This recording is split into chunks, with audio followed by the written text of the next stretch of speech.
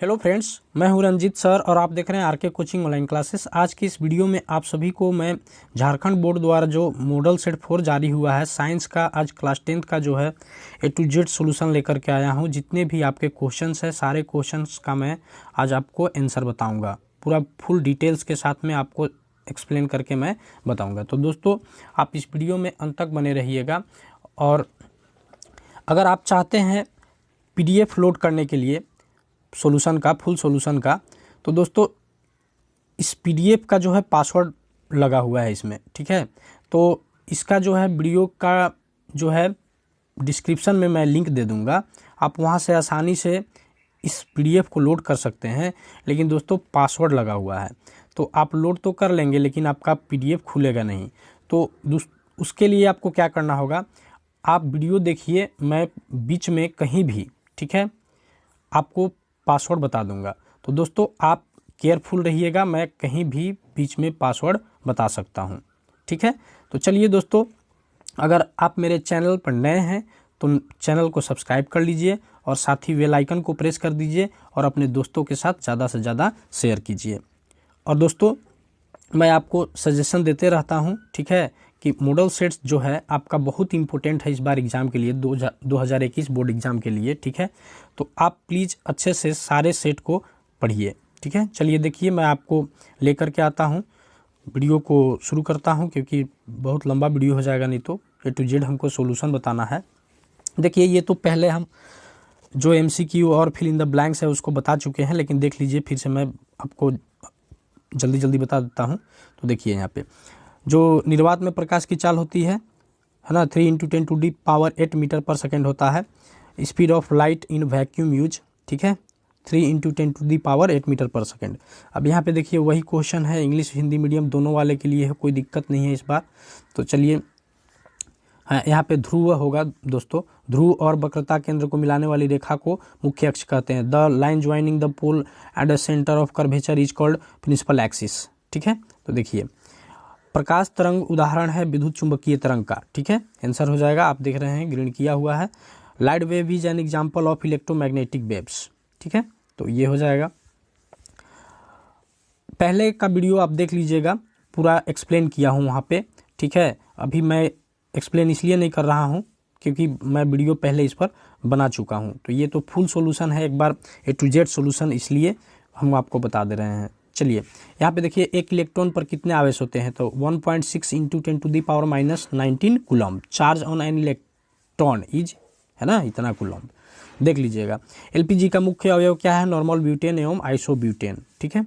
आगे आते हैं, देखते हैं main component of LPG is normal butane and isobutane. Plaster of Paris का रासायनिक सूत्र है CaSO4 ½ H2O, ठीक है। The chemical formula of plaster of Paris is CaSO4 ½ H2O। देखिए 7 नंबर, शल्य चिकित्सा में टूटी हड्डियों के लिए प्रयुक्त होने वाला रासायनिक पदार्थ है प्लास्टर ऑफ पेरिस, ठीक है। The chemical substance used as a cast for setting broken bones in surgery, plaster of Paris. अम्लीय विलयन का pH मान 7 से कम होता है। और दोस्तों उदासीन हो जाएगा तो क्या हो जाएगा, 7, और 7 से अधिक तो क्षारीय। तो याद रख लीजिएगा, आप तीनों में से कोई आ सकता है एग्जाम में आपका, ठीक है। The pH value of acidic solution is less than 7। दीवारों पर सफेदी कराने के लिए किसका उपयोग होता है, CaOH (2), ठीक है। देखिए यहाँ पे which is used for white washing, CaOH (2) का देख लीजिएगा, यही है। सोडियम सल्फेट और बेरियम क्लोराइड को मिलाने पर किस रंग का अवक्षेप प्राप्त होता है, तो सफ़ेद होता है। कैसा होता है दोस्तों, तो सफ़ेद होता है, ठीक है। What is the colour of precipitate obtained when sodium sulfate and barium chloride are mixed, white। fill in the blanks, देखिए मैं बोला था कि इंग्लिश मीडियम हिंदी मीडियम दोनों के लिए हो जाएगा fill in the blanks। तो देखिए धारा का ऐसा मात्रक एम्पियर होता है, आप एम्पियर AMPERE लिखेंगे, ठीक है, इंग्लिश में। हीरा एवं ग्रेफाइट कार्बन के अप्रूप होते हैं, तो देखिए diamond and graphite are isotopes, अप्रूप को इंग्लिश में आइसोटोप्स कहा जाता है, ठीक है। अब देखिए यहाँ पे आपका जो सब्जेक्टिव है, जो लिखने वाला है, वास्तविक प्रतिबिंब तथा आभासी प्रतिबिंब में अंतर लिखिए, ठीक है। तो हम आपको बताए थे कि वास्तविक प्रतिबिंब वस्तु की है ना, अपेक्षा हमेशा उल्टा होता है और पर्दे पर प्राप्त किया जा सकता है। तो आप कोई भी लिख सकते हैं, जो मैं पहले वीडियो में बताया वो भी सही है, ठीक है। तो आप इस तरह से लिख सकते हैं, जबकि आभासी प्रतिबिंब वस्तु की अपेक्षा हमेशा सीधा होता है और यह पर्दे पर नहीं प्राप्त किया जा सकता है। तो दोस्तों जो आपको अंतर पसंद आएगा लिख लीजिएगा, पहले भी मैं वीडियो में जो बनाया हूँ आप उसको देख लीजिएगा, ठीक है। देखिए इंग्लिश वाले के लिए है, real image can be obtained on I screen and it is always inverted. Virtual image can not be obtained, है ना, on A screen and it is always erect, ठीक है। इरेक्ट को अपराइट भी लिख सकते हैं। देखिए उत्तल दर्पण के उपयोग लिखें, ठीक है। देखिए right use of convex mirror, ठीक है। तो दोस्तों उत्तल दर्पणों का उपयोग जो होता है सामान्यतः वाहनों के, है ना, पीछे के दृश्य को देखने के लिए किया जाता है ना। तो सीधा आप लिख सकते हैं मोटर गाड़ी में, वाहन में, ठीक है। देखिए it is used as a rear view mirror in vehicles, English वाला के लिए हो गया। 15 नंबर देखिए सामान्य आँख के लिए, है ना, स्पष्ट दृष्टि की न्यूनतम दूरी क्या होती है तथा मानव नेत्र में किस प्रकार का लेंस उपस्थित रहता है, ठीक है। तो इसका आपको देखिए यहाँ पे आंसर दिया गया है, ठीक है। यह है आपका सामान्य आँख के लिए स्पष्ट दृष्टि की न्यूनतम दूरी 25 सेंटीमीटर होती है। वीवीआई क्वेश्चन है दोस्तों, आपका 1 नंबर में पूछ लिया जाता है इसको, ठीक है। और मानव आँख मूल रूप से उत्तल लेंस से बनी होती है। अब देखिए इंग्लिश मीडियम वाले के लिए यहाँ आंसर है, ठीक है। What is least distance for distinct vision for normal I and which type of lens is present in human आई। तो 25 centimetre is the least distance of distinct vision for a normal human I. The lens present in a human I is a convex lens. तो दोस्तों उत्तल lens का उपयोग किया जाता है और ह्यूमन आई में जो मुख्य रूप से पाया जाता है मानव में, ठीक है, वो जो आपका है उत्तल लेंस होता है। अब देखिए यहाँ पे क्या है, 16 नंबर सूचक क्या है, एक प्राकृतिक सूचक तथा एक गंधीय सूचक का उदाहरण दें। What is indicator, give example of an neutral indicator and olfactory indicator. देखिए दोस्तों यहाँ पे इसका आंसर लिखा हुआ है, ये देखिए हिंदी मीडियम वाले के लिए है और ये देखिए इंग्लिश मीडियम वाले के लिए। तो प्लीज़ आप इसको अच्छे से पढ़ लीजिएगा और याद कर लीजिएगा, मैं आगे आता हूँ, ठीक है। अब देखिए इन दोनों में से, है ना, कभी कभी आपका जो है पूछ लिया जाएगा कि संतरे तथा टमाटर में कौन सा अम्ल पाया जाता है। तो दोस्तों ये इंपॉर्टेंट है, आप याद कर लीजिएगा, है ना। विच acid is found in orange and tomato respectively. तो देखिए सिट्रिक अम्ल जो है पाया जाता है संतरे तथा टमाटर में। जो भी खट्टा पदार्थ होता है उसमें जो है आपका सिट्रिक एसिड पाया जाता है, यानी कि सिट्रिक अम्ल पाया जाता है, ठीक है। तो आंसर क्या हो जाएगा दोस्तों, सिट्रिक अम्ल। चलिए 18 है आपका, जिंक को आयरन सल्फेट के 2 है ना, सल्फेट के विलयन में डालने से क्या होता है, इसकी रासायनिक अभिक्रिया लिखिए। तो देखिए दोस्तों यहाँ पे इंग्लिश में क्वेश्चन लिखा गया है कि what would you observe when zinc is added to a solution of iron second sulphate, write the chemical reaction that takes place. तो देखिए दोस्तों इसका आंसर यहाँ पे है, आप बिल्कुल पढ़ लीजिएगा हिंदी मीडियम वाले के लिए।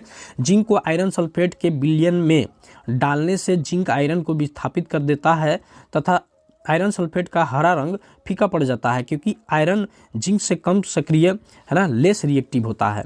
तो दोस्तों और ये इसका देखिए यहाँ पे आपका जो है रासायनिक अभिक्रिया लिखा हुआ है, तो आप देख लीजिएगा, पढ़ लीजिएगा। और इंग्लिश मीडियम वाले के लिए देखिए यहाँ पे है, ठीक है।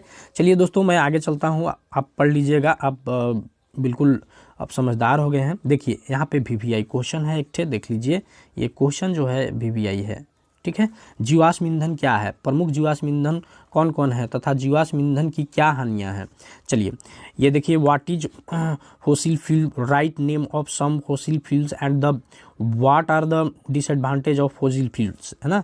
जीवाश्म ईंधन एक प्रकार का, यहाँ आंसर हो गया इसका हिंदी मीडियम वाले के लिए, ठीक है। तो जीवाश्म एक ईंधन है एक प्रकार का, ठीक है। कई वर्षों पहले बना प्राकृतिक ये ईंधन है, बहुत सालों से इसका निर्माण होता है, ठीक है। पेट्रोलियम उत्पाद, कोयला और प्राकृतिक गैस जीवाश्म ईंधन के उदाहरण है ना। पेट्रोलियम उत्पाद या कोयला, ठीक है। तो ये फिल इन द ब्लैंक्स भी करके आ जाएगा, ठीक है। ये लिख देगा, खाली स्थान छोड़ देगा और ये खाली स्थान छोड़ देगा और आपको दे देगा एग्जाम में, ठीक है। तो आप ध्यान दीजिएगा। जीवाश्म ईंधन की हानियाँ, देखिए जीवाश्म ईंधन से क्या हानियाँ हैं। जीवाश्म ऊर्जा का नवीकरणीय स्रोत है जो कि सीमित है। देखिए फिर से ये एक बार अगर खत्म हो जाए तो ये फिर वापस नहीं आ सकता है, ठीक है ना।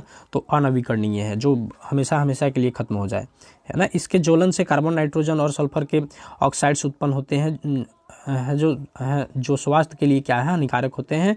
जल और भूमि संसाधनों पर बुरा प्रभाव पड़ता है इसका। आप इंग्लिश मीडियम वाला पढ़ लीजिएगा, ठीक है। फॉसिल फ्यूल्स, है ना, इज एन नेचुरल फ्यूल, है ना, सच एज कोल और आयल।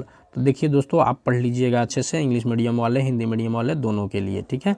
आइए एक यहाँ पे विद्युत परिपथ का आरेख खींचे तथा श्रेणी क्रम में संयोजित करने के स्थान पर वैद्युत युक्तियों का पार्श्वक्रम में बैटरी से संयोजित करने के क्या लाभ है। Draw a circuit diagram water the advantage of connecting electrical device in parallel with battery instead of connecting them in series. देखिए दोस्तों, यहाँ पे आप फिगर को ड्रॉ कर लीजिएगा, ठीक है। तो यहाँ पे देखिए बल्ब लगा हुआ होता है और यहाँ पे बैटरी होता है, प्लस होता है, माइनस होता है, ये कुंजी है, ठीक है, ये एमीटर है। तो दोस्तों ये इंग्लिश हिंदी मीडियम दोनों यहाँ पे लिखा हुआ है। आप जो हिंदी वाले हैं हिंदी लिखेंगे और इंग्लिश वाले जो हैं इंग्लिश लिखेंगे। चलिए यहाँ पे हिंदी मीडियम वाले के लिए दिया गया है, आप इसको पढ़ लीजिएगा अच्छे से। और यहाँ पे इंग्लिश मीडियम वाले के लिए नीचे आंसर दिया गया है 3 ठे, ठीक है। तो आप बिल्कुल पढ़ लीजिएगा दोस्तों। आइए मैं आपको, ये तो एग्जाम में एक आना ही आना है, 2 ठे कम से कम तो आएगा। निम्नलिखित रासायनिक समीकरण को संतुलित कीजिए, 2 निश्चित है, फिक्स है। दोस्तों यहाँ पे आप देख लीजिए, ये किया हुआ है, ठीक है। अगर नहीं आपको आता है तो आप कमेंट करके बताइएगा, हम आपको एक प्रॉपर वीडियो बना करके लेकर के आएंगे और रासायनिक समीकरण को संतुलित करने बताएंगे, कैसे बैलेंस किया जाता है केमिकल इक्वेशन को, उसके बारे में। ये देख लीजिए, यहाँ पे थोड़ा सा मिस्टेक है दोस्तों बी नंबर में। यहाँ पे Na2 होना चाहिए, क्या होना चाहिए, Na2। तो आप Na2 कर लीजिएगा यहाँ पे, ठीक है, बी नंबर में Na2O, ठीक है। तो हो जाएगा ये सही फिर।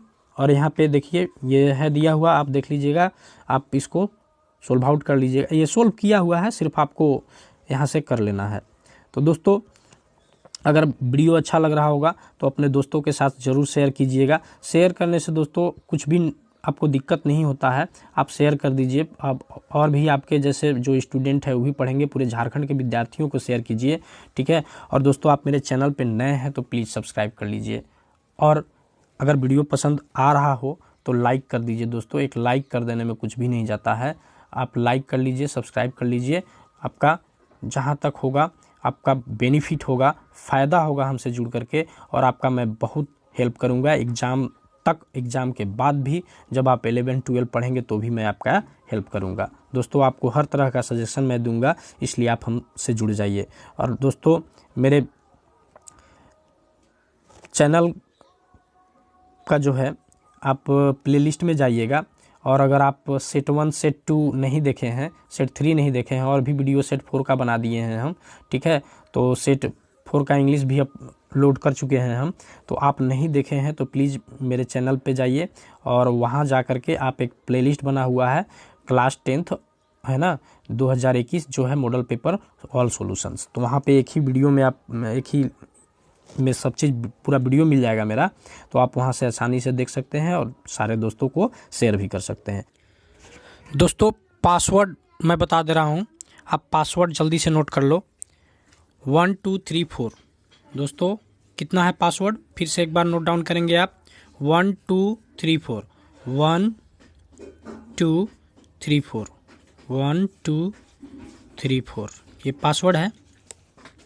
आपको मैं दिखा देता हूँ, यहाँ पे देखिए, निम्नलिखित यौगिकों के रासायनिक सूत्र लिखे। दोस्तों आप जरूर याद कर लीजिएगा। ये साधारण नमक का NaCl होता है ना, सोडियम क्लोराइड, और बेंजीन का C6H6 होता है। ये देखिए दोस्तों बहुत इंपॉर्टेंट चीज़ है बेंजीन, ठीक है। जल का तो बच्चा जानता है, H2O होता है। बेकिंग सोडा NaHCO3, तो जरूर याद कर लीजिएगा आप। इंग्लिश वाले के लिए देखिए यहाँ पे है कॉमन साल्ट का, बेंजीन का, वाटर का एंड बेकिंग पाउडर का।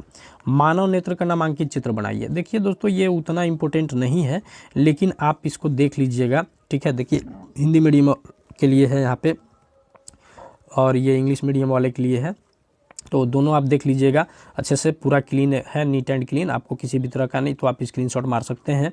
अब देखिए ये निकट दृष्टि दोष और दीर्घ दृष्टि दोष क्या है। दोस्तों इस बार हमको लगता है कि ये क्वेश्चन जरूर आ जाएगा, ठीक है, 100% निश्चित रहिए आप। अगर निकट दृष्टि दोष नहीं दिया तो दीर्घ दृष्टि दोष जरूर दे देगा, और कारण बताए, उपचार बताए, ठीक है। और मेरा उम्मीद है कि ये दोनों ऐसे ही क्वेश्चन हूबहू आ सकता है, तो प्लीज़ आप अच्छे से देखिएगा। देखिए, what is myopia and hypermetropia, what are its cause and write the remedy to cure it. निकट दृष्टि दोष क्या है, देखिए यहाँ पे लिखा गया है, यहाँ पे इसका आंसर नीचे है, आइए मैं आपको दिखाता हूँ। इस निकट दृष्टि दोष में व्यक्ति निकट रखी वस्तुओं को तो स्पष्ट देख सकता है, परंतु दूर रखी वस्तुओं को स्पष्ट नहीं देख पाता है, ठीक है। तो निकट दृष्टि दोष का कारण है अभिनेत्र नेत्र की वक्रता अत्यधिक हो जाना या नेत्र का गोलक का लंबा हो जाना। उपचार इसका है निकट दृष्टि दोष या निकट दृष्टि दोष को उपयुक्त क्षमता का अवतल लेंस के उपयोग से दूर किया जा सकता है। दीर्घ दृष्टि दोष क्या है, तो ये देखिए, या दूरदृष्टिता, दोनों एक ही चीज़ है, दीर्घ दृष्टि दोष या दूरदृष्टिता, आपको कोई भी लिख देगा दोनों में से, ठीक है। तो आप ये पढ़ लीजिएगा, जस्ट उसका उल्टा हो जाएगा। दीर्घ दृष्टि दोष या दृष्टिता से पीड़ित व्यक्ति दूर रखी वस्तुओं को स्पष्ट देख पाता है, परंतु निकट रखी वस्तुओं को सुस्पष्ट नहीं देख पाता है। इस तरह से इस दोष को पीड़ित व्यक्ति नज़दीक रखी वस्तुओं को धुंधला देखता है ना। इसका दूर करने का कारण क्या है, तो अभिनेत्र लेंस की फोकस दूरी का अत्यधिक हो जाना है ना, और नेत्र गोलक का छोटा हो जाना, ये इसका कारण हो सकता है, ठीक है। तो देखिए उपचार क्या होगा, इस दोष को उपयुक्त क्षमता के अभिसारी लेंस उत्तल लेंस के उपयोग से दूर किया जा सकता है। चलिए अब आते हैं हम इंग्लिश मीडियम वाले, प्लीज़ दोस्तों आप पढ़ लीजिएगा, यहाँ पे इंग्लिश मीडियम वाले के लिए पूरा आंसर लिखा हुआ है, क्योंकि बहुत वीडियो लंबा हो जाएगा इसलिए मैं पूरा नहीं पढ़ रहा हूँ, ठीक है। चलिए आते हैं हम यहाँ पे, जो आपका एक यहाँ पे दिया गया है निम्नलिखित का संरचना सूत्र लिखिए, मीथेन का, प्रोपेन का, इथेन का, बेंजीन का। देखिए सारा यहाँ पे बनाया गया है, आप अच्छे से देख लीजिएगा, ठीक है दोस्तों। तो चलिए मैं आगे आता हूँ। यहाँ पे देखिए, एक देखिए कभी कभी एग्जाम में आपका आ जाता है, कॉपर को लाल भूरे चूर्ण को चित्रानुसार गर्म किया गया है। देखिए ये इंग्लिश मीडियम वाले कॉपर पाउडर है, और ये क्या है, चाइना डिश है। तो बिल्कुल यहाँ पे आंसर नीचे में लिखा गया है, आप देख लीजिएगा, जो ABC करके है, ठीक है ना। तो देखिए यहाँ पे लिखा गया है ऑक्सीकरण अभिक्रिया, ऑक्सीडेशन इंग्लिश में हो जाएगा, ठीक है। और अभिक्रिया को संतुलित करने के लिए समीकरण है, यहाँ पे देख लीजिएगा, और ये किया गया है, और उत्पाद है ना अभिक्रिया का समीकरण, तो ये है, तो आप अच्छे से कर लीजिएगा। अब ग्रुप B है आपका बायोलॉजी जीव विज्ञान, मुकुलन द्वारा अलैंगिक जनन होता है अमीबा में, ठीक है, ईस्ट में। तो दोस्तों क्या हो जाएगा, ईस्ट में, ठीक है। अब देखिए, the sexual reproduction through budding takes place yeast, ठीक है। मानव हृदय में कितने अलिंद तथा कितने निलय होते हैं, तो 2 अनिंद और 2 निलय होते हैं, कुल मिलाकर के 4 होते हैं, है ना। तो आप देख लीजिएगा दोस्तों, देखिए 29 वृक्क की रचनात्मक और कार्यात्मक इकाई क्या है, तो नेफ्रॉन है। क्या है दोस्तों, नेफ्रॉन है, नेफ्रॉन, आप याद कर लीजिएगा, ये सारे क्वेश्चन इंपॉर्टेंट है, ठीक है। तो देखिए, what is structural and functional unit of kidney, the nephron. ये कण रक्त का थक्का बनाने में सहायक करते हैं, प्लेटलेट्स या पटिकानु। सारे क्वेश्चन को मैं डिटेल्स में समझाया हूँ, आप इसका पार्ट 1 देख लीजिएगा वीडियो दोस्तों, ये तो A to Z सोल्यूशन है।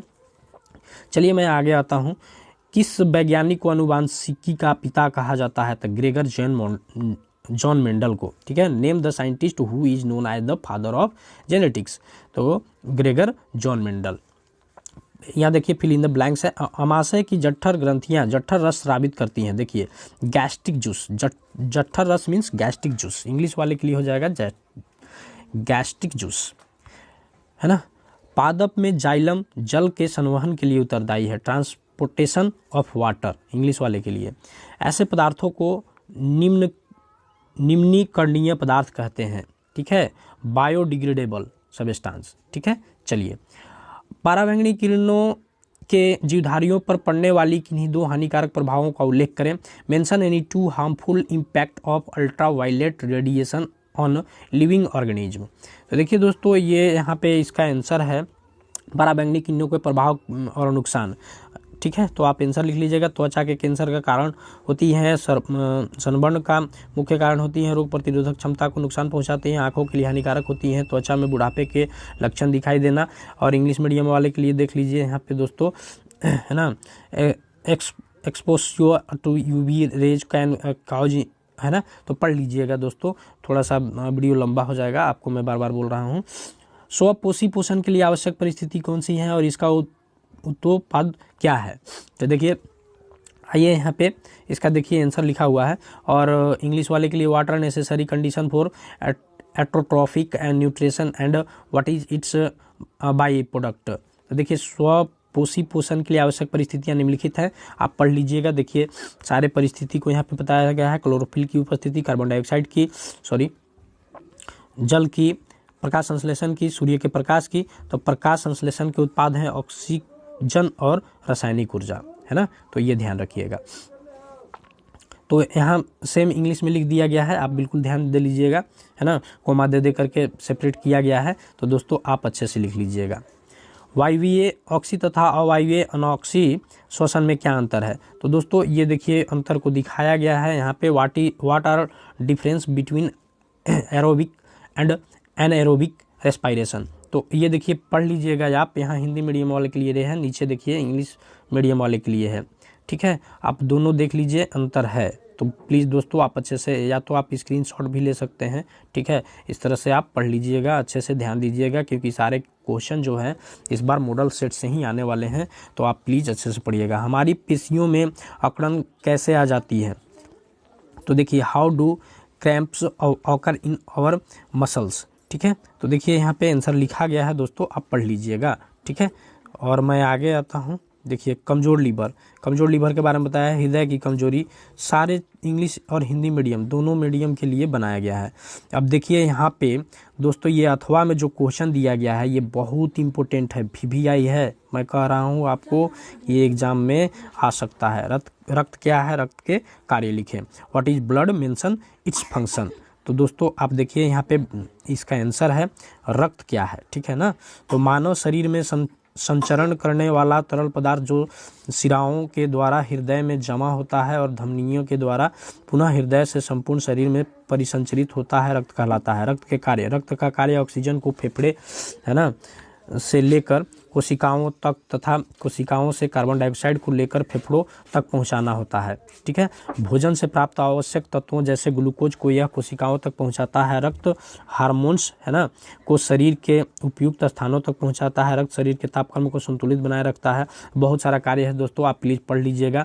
देखिए यहाँ पे इंग्लिश मीडियम वाले के लिए है, blood is a fluid connective tissue that consist of plasma, blood cells and platelets. It circulates throughout our body, delivering oxygen and nutrients to various cells and tissues. It makes up 8% of our body weight and an average adult presses around 5-6 litres of blood. देखिए दोस्तों आप ये पढ़ लीजिएगा, अच्छे से लिख लीजिएगा, क्योंकि यहाँ पे आंसर दिया हुआ है, बहुत अच्छे से आपको एक्सप्लेन किया गया है। तो दोस्तों ये सारे देखिए यहाँ पे हिंदी मीडियम, इंग्लिश मीडियम। अब जनन क्या है दोस्तों, ये भी जो है आपका इम्पोर्टेंट क्वेश्चन है। जनन क्या है, ये भी इम्पोर्टेंट है ना। व्हाट इज रिप्रोडक्शन, तो आप इसको पढ़ लीजिएगा।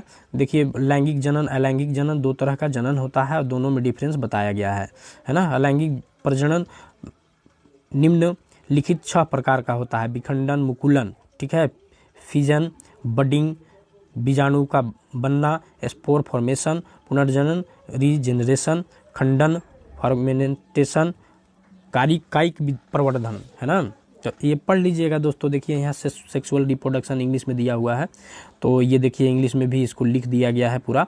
तो और ये अथवा में जो चित्र आपका दिया हुआ है आप इसको ऑब्जर्व कीजिए, देखिए, ठीक है। और देखिए चित्र क्या दर्शाता है, तो विखंडन क्या दर्शाता है दोस्तों, विखंडन, है ना। What does figure show, fusion.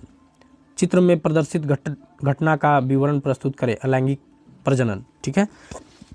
पुनरुद्भवन का क्या अर्थ है, तो देखिए यहाँ पे लिखा गया है, ये देखिए, है ना, आंसर इंग्लिश मीडियम दोनों के लिए है। और ये देखिए प्लेनिरिया हाइड्रा है, तो आप फिगर भी ड्रॉ कर सकते हैं। तो दोस्तों आप देखें कि मैं A to Z सॉल्यूशन आपके लिए लेकर के आया हूं, और इससे पहले जो है इंग्लिश का लोड कर चुका हूं, अभी सोशल साइंस का भी SST का लोड करूंगा, ठीक है। जैसे टाइम मिलेगा हमको वैसे ही हम आपके लिए अपलोड कर देंगे। तो दोस्तों और भी वीडियो अभी बाकी है जो सेट 4 का, उसको मैं बनाऊंगा। अगर आपको मेरा यह वीडियो पसंद आ रहा हो तो प्लीज़ दोस्तों के साथ शेयर कर दीजिए, देखिए दोस्तों, आपके लिए बहुत हम मेहनत करते हैं, है ना, हार्ड वर्क करते हैं। एक कठिन परिश्रम के बाद आप तक वीडियो लेकर के आते हैं हम। तो प्लीज़ दोस्तों, आप ज़्यादा से ज़्यादा शेयर कीजिए, सभी झारखंड के बच्चे को शेयर कीजिए, जितने भी आपके कांटेक्ट में हैं, ठीक है। सारे सोशल मीडिया पर शेयर कर दीजिए, और जितने भी आपके ग्रुप के हैं जो स्कूल जाते हैं, आप चर्चा कीजिए और उनको भी बताइए।